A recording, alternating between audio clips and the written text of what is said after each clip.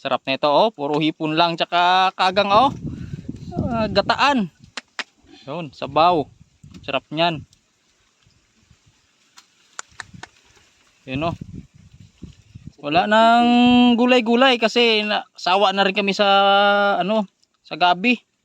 Gataan na lang natin ng ano, ng purong gata lang na hipon tsaka kagang. Yun oh. Yun. Next. Yun.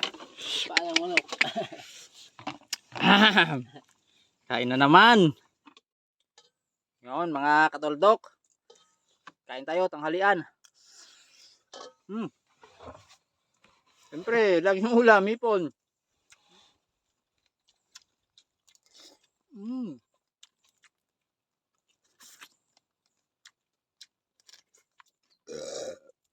Busog mga katoldok.